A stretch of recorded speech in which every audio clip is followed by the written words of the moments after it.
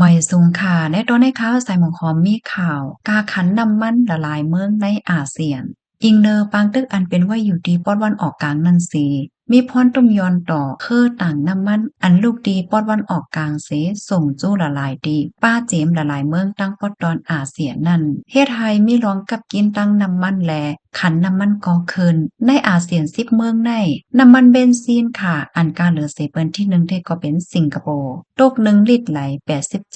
87.25ที่2เป็นลาว62.35ที่3เป็นเมืองคมตุง59.87แคนเบเดีย55.72ฟิลิปปินส์54.50ไทย41.05เวียดนาม37.08มาเลเซีย31.96อินโดนีเซีย24บรูไน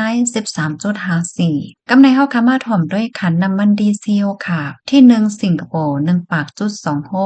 ที่2เมืองโฮมตุ่ม68.26ที่3ฟิลิปปินส์